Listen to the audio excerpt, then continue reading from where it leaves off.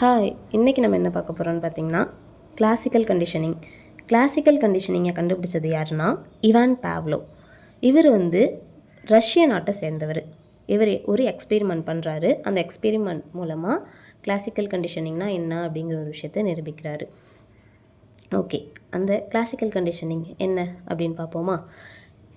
ஒரு டாக் எடுத்துக்கிறார், அதாவது ஒரு நாயை வச்சுக்கிட்டு, அவரோட நாய் தான் போல், அந்த நாயை வச்சுட்டு என்ன செய்கிறாருன்னா ஃபுட் கொடுப்போம்ல, நாய்க்கு பசிக்குள்ளே ஃபுட் கொடுப்போம்ல, அப்படி கொடுக்குறப்ப அது என்ன பண்ணுதுன்னு கவனிக்கிறாரு.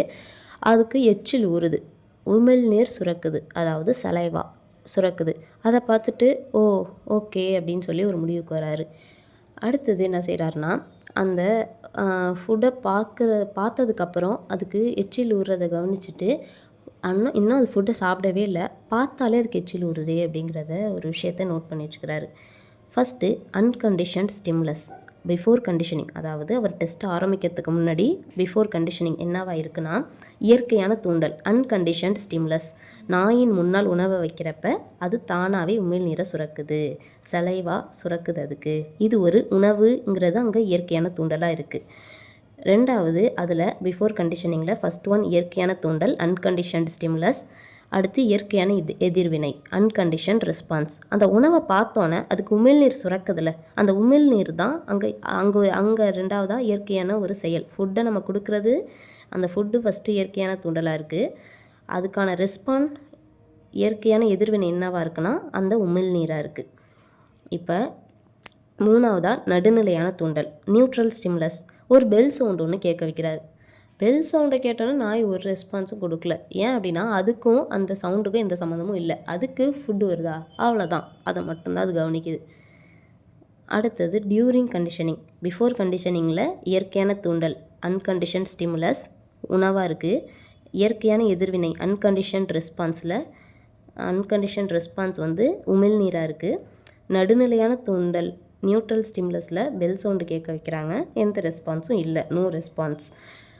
அடுத்து டியூரிங் கண்டிஷனிங் அதாவது கண்டிஷனிங் போது என்ன நடக்குதுன்னா, பெல் சவுண்டை வச்சு அதுக்கப்புறமா ஃபுட்டை கொடுக்குறாரு. பெல் சவுண்ட் ப்ளஸ் ஃபுட்டு அப்படி கொடுக்குறப்ப அது என்ன ஆகுதுன்னா, ஒரு நாள் அது பெல் சவுண்டுக்கு எந்த ரெஸ்பாண்ட் பண்ணாமல் ஃபுட்டை மட்டும் சாப்பிடுது. இதே ரொட்டீனாக நடந்துக்கிட்டே இருக்கிறப்ப பெல் சவுண்ட் ப்ளஸ் ஃபுட் அப்படி கொடுக்குறப்ப அதுக்கு ஹேபிட்டாக மாறுது. பெல் சவுண்டு கேட்டால் நம்மளுக்கு சாப்பாடு கிடைக்கிது அப்படிங்கிற ஒரு விஷயம் புரிதலுக்கு அது வருது. பெல் சவுண்ட் கேட்குறப்பலாம் அது எதிர்பார்க்க ஆரம்பிச்சிருது ஃபுட்டு வரும்னு. ஆஃப்டர் கண்டிஷனிங் அதான் சொல்ல வராரு. பெல் சவுண்ட் கேட்டாலே போதும், உடனே ஃபுட்டு வந்துருங்கிற நம்பிக்கையில் இருக்குது. அப்போ பெல் சவுண்டுங்கிற ஒரு விஷயம் இந்த டெஸ்ட்டுக்கு முன்னாடி எப்படி இருந்துச்சு அப்படின்னா, எந்த ஒரு ரெஸ்பான்ஸும் பண்ணாத ஒரு விஷயமா, பெல் சவுண்டுக்கும் இதுக்கும் சம்மந்தமே இல்லாமல் இருந்துச்சு. ஒரு நியூட்ரல் ஸ்டிமுலஸாக நடுநிலையான தூண்டலாக அப்படி இருந்த ஒரு விஷயம் செயற்கையாக நம்ம இப்போ என்ன பண்ணிட்டோம் அப்படின்னா, பெல் சவுண்டை காமிச்சாலே போதும், ஃபுட்டே வரலனாலும் அதுக்கு எச்சில் ஊற ஆரம்பிச்சிட்டு, அதாவது உமிழ்நீர் சுரக்க ஆரம்பிச்சிட்டு. அப்போ ஃபுட்டு வருதா வரலையாங்கிறது இங்கே இம்பார்ட்டன் இல்லை. அந்த சவுண்டை கேட்டாலே அதுக்கு நடக்கிற இயற்கையான உமிழ்நீர் சுரக்கிறதுங்கிறது ஒரு இயற்கையான விஷயம். அந்த உமிழ்நீர் சுரக்கிற அந்த இயற்கையான விஷயத்தை செயற்கையான பெல் சவுண்டு மூலமாகவே இப்போ நம்மளால் வர வைக்க முடியுது. அப்போ இயற்கையான தூண்டுதலை செயற்கையான தூண்டுதல் மூலமாக நம்மளால் வர வைக்க முடியுது. இயற்கையவே செயற்கை மூலமாக நம்ம வர வைக்க முடியுது அப்படிங்கிறத ஒரு விஷயத்தை கண்டுபிடிச்சிருக்காரு இவான் பாவ்லோ. இதுக்கு ஒரு மெயினாக ஒரு 5 பாயிண்ட்டு சொல்கிறாங்க. என்ன அப்படின்னா, ஃபஸ்ட் ஒன் கற்றல். இதுலேருந்து லேர்னிங், நாய் கற்றுக்குது, பெல் சவுண்ட் வந்தால் ஃபுட்டு கிடைக்கும் அப்படின்னு. ஆக்வேஷன் அப்படின்னு சொல்கிறாங்க, அதாவது லேர்னிங் அப்படின்னு சொல்கிறாங்க. இது ACQUISITION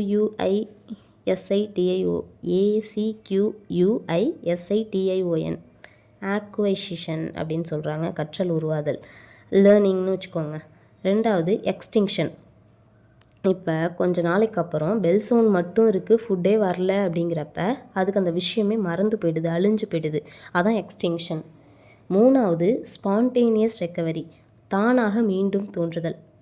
கொஞ்ச நாளைக்கு அப்புறம் மறுபடி பெல் சவுண்டோட உணவை கொடுக்குறப்ப அது ஈஸியாக மறுபடி அதை கேட்ச் பண்ணிக்குது அந்த விஷயத்த. ஏன்னா அது புதுசாக கற்றுக்கல, அந்த விஷயத்தை புதுசாக கற்றுக்கிறப்ப தான் நம்மளுக்கு டைம் எடுக்கும் அதை மைண்டில் அக்செப்ட் பண்ணுறதுக்கு. இப்போ அது ஏற்கனவே பழக்கப்பட்ட விஷயம் தானே அதுக்கு பெல் சவுண்டோட ஃபுட்டு வந்தது. ஸோ அது என்ன செய்யுது அப்படின்னா மறுபடி பெல் சவுண்ட் கேட்குறப்ப ஓகே ஃபுட் வரும், நம்ம ஏற்கனவே செஞ்ச விஷயம் தானே அப்படின்னு சொல்லிட்டு அது கண்டினியூ பண்ணிக்குது, அந்த விஷயத்துக்கு அடாப்ட் ஆகிக்குது. 4வதா ஜெனரலைசேஷன், பொதுமைப்படுத்துதல். இப்போ பெல் சவுண்டு கேட்டால் மட்டும், அந்த பெல் சவுண்ட் கேட்டால் மட்டும் நாய் ரெஸ்பாண்ட் பண்ணுதா, இல்லை அது போல் உள்ள மற்ற பெல் சவுண்டு ஹார்ன் சவுண்டுக்கெலாம் அது ரெஸ்பாண்ட் பண்ணுதான்னு பார்க்குறாங்க. அதுதான் ஜெனரலைசேஷன். 5வது டிஸ்கிரிமினேஷன், அதாவது வேறுபடுத்துதல். இந்த பெல் சவுண்டு தான் அப்படின்னு சொல்லி ரொம்ப கரெக்டாக வேறுபடுத்தி தெரிஞ்சு வச்சுருக்கு. அந்த சவுண்டு கேட்டால் மட்டும்தான்ப்பா என் நாய் சவுண்டு ரெஸ்பாண்ட் பண்ணும், மற்ற சவுண்டுக்கெலாம் அதுக்கு கண்டுக்காது அப்படின்னு அந்த சவுண்டை கேட்குறப்ப மட்டும்தான் அதுக்கு எச்சில் வரும், அந்த பெல் சவுண்டை கேட்குறப்ப மட்டும்தான் அப்படின்னு சொல்லி. அதான் இது நாய்க்கு மட்டும் இல்லை, மனுஷங்களுக்கும் எல்லா விஷயத்துக்கும் வந்து பொருந்தும் அப்படின்னு சொல்லி இவான் பாவ்லோ சொல்கிறாரு. இப்போ நம்மளே வச்சுப்போமே, மனுஷங்களையே ஒரு விஷயம் கற்றுக்குறோம் அப்படின்னா அதுதான் ஃபஸ்ட்டு லேர்னிங். ஃபஸ்ட்டு பார்த்தா அந்த லேர்னிங், ஒரு லாங்குவேஜ் கற்றுக்கிறதே இருக்கட்டும், அதுதான் லேர்னிங். 2வது எக்ஸ்டிங்ஷனுங்கிறது இப்போ அந்த அதுக்கு எப்படி மணி ஒலி மட்டும் தொடர்ந்து கொடுக்கப்பட்டால் பதில் குறைஞ்சி, அதாவது மறைஞ்சு போயிடுதோ சாப்பாடு கொடுக்காம, அதேமாதிரி நம்ம வந்து அதை கற்றுக்காம சும்மா அதோட பேரை மட்டும் கேட்டுட்டு அதை கற்றுக்காமல் விட்டோம் அப்படின்னா ஒரு லாங்குவேஜை, காலப்போக்கில் அந்த டச் இல்லாததுனால அந்த விஷயம் நம்மளுக்கு மறந்து போயிடும், கற்றுக்கிட்ட விஷயம். ஸ்பான்டேனியஸ் ரெக்கவரி, மறுபடி கொஞ்சம் நாளைக்கு அப்புறம் சரி மறுபடியும் ட்ரை பண்ணி பார்ப்போம், ஃபஸ்ட்லேருந்து தொடருவோம் அப்படின்னு சொல்லி ட்ரை பண்ணோம் அப்படின்னா நம்மளுக்கு ஈஸியாக மறுபடியும் பிக்கப் பண்ணி வந்துடலாம். கொஞ்சம் டைம் எடுக்கும், இருந்தாலும் ஃபஸ்ட்டு கற்றுக்கிறப்ப எடுத்த டயத்தை விட இப்போ கொஞ்சம் கம்மியாக தான் இருக்கும். ஏன் அப்படின்னா ஏற்கனவே நம்ம பழக்கப்பட்ட விஷயம். நாய்க்கு எப்படி பெல் ப்ளஸ் அந்த ஃபுட்டு வந்து மறுபடியும் ஈஸியாக அது அந்த விஷயத்தை பழக்கப்படுத்திக்கிட்டோ தன்னை, அதேமாதிரி நம்மளும் பழக்கப்படுத்திப்போம்.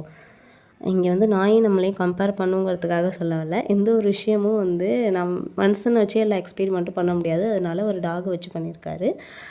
அந்த விஷயம் எல்லாருக்கும் பொருந்தும் அப்படிங்கிறது தான் இவான் பாவ்லோ சொல்ல வர்றாரு. 4வதா ஜெனரலைசேஷன். இதில் வந்து நாய் பார்த்திங்கன்னா அதே பெல் சவுண்ட் மாதிரி வேறு பெல் சவுண்டை கேட்டாலும் அந்த சவுண்டை கேட்டுட்டு அதுக்கும் ரெஸ்பாண்ட் பண்ணுதா, கன்ஃபியூஸ் ஆகுதா அப்படிங்கிறத பார்க்குறது தான் பொதுமைப்படுத்துதல். ஜெனரலைசேஷன் எல்லாத்தையும் பொதுவாக பெல் சவுண்ட்னாலே எச்சில் ஊறுதா ஊர்லையா அப்படிங்கிறது ஒரு டெஸ்ட்டு தான் அந்த ஜென்ரலைசேஷன். அதே மாதிரி இப்போ ஒரு ஹார்ன் சவுண்டு கேட்டாலே நம்மளுக்கு எந்த ஹார்ன்னு வித்தியாசம் கண்டுபிடிக்க தெரியாத நிலை தான் அந்த பொதுமைப்படுத்துதல். பைக்கா காரா எந்த வித்தியாசமும் தெரியாமல் எல்லாத்துக்கும் ஒரே மாதிரி நம்ம நகர முடியாதுல்ல. இப்போ கார்னால் அதுக்கு தகுந்த கேப்பு, வண்டினா அதுக்கு தகுந்த இந்த கொஞ்சம் கேப் போதும் அப்படிங்கிற ஒரு விஷயம் இருக்குது. அது மாதிரி ஒரு லாங்குவேஜ்னால் அது ஹிந்தியா இங்கிலீஷா ஹிந்தியா தெலுங்குவா எதுவுமே தெரியாமல் எந்த லாங்குவேஜ்னு ஒரு குழப்ப நிலையில் இருக்காங்க அப்படின்னா அது ஒரு பொதுமைப்படுத்துதல், என்னன்னே புரியாத நிலை தான் அந்த ஜென்ரலைசேஷன். இது டிஸ்கிரிமினேஷன். 5வதால் டிஸ்கிரிமினேஷனுங்கிறது வேறுபடுத்துதல். இது ஹார்ன் சவுண்ட்னா இது இந்த ஹார்ன் சவுண்டு தான்ப்பா, பைக்கு தான். லாங்குவேஜ்னால் இப்போ கற்றுக்குறோன்னா அது ஹிந்தினா ஹிந்தி தான், இது தெலுங்குனா தெலுங்கு தான் ஒரு தெளிவான ஒரு முடிவு. இப்போ பெல் சவுண்ட்னா இந்த பெல் சவுண்டு தான் காமிச்சா, இந்த பெல் சவுண்டு கொடுத்தா தான் ஃபுட்டு கிடைக்கும் அப்படிங்கிற ஒரு தெளிவான ஒரு முடிவு. இந்த மாதிரி தெளிவான அந்த புரிதல் இருந்துச்சு அப்படின்னா அதான் அந்த வேறுபடுத்தி அறிதல் தன்மை தான் டிஸ்கிரிமினேஷன் சொல்கிறாங்க. இந்த 5 விஷயமும் விலங்குகளுக்கும் பொருந்தும், மனிதர்களுக்கும் பொருந்தும். எந்த ஒரு விஷயமும் நம்ம கற்றுக்கிறப்ப இதுதான் வந்து பேசிக் அப்படின்னு சொல்லி இவான் பாவ்லோ அவரோட கருத்தை முன்வைக்கிறாரு. ஓகே ஃப்ரெண்ட்ஸ், இந்த வீடியோ உங்களுக்கு புரிஞ்சிருக்கும் நம்புகிறேன். இன்னொரு வாட்டி போட்டு வேணாலும் கேளுங்க.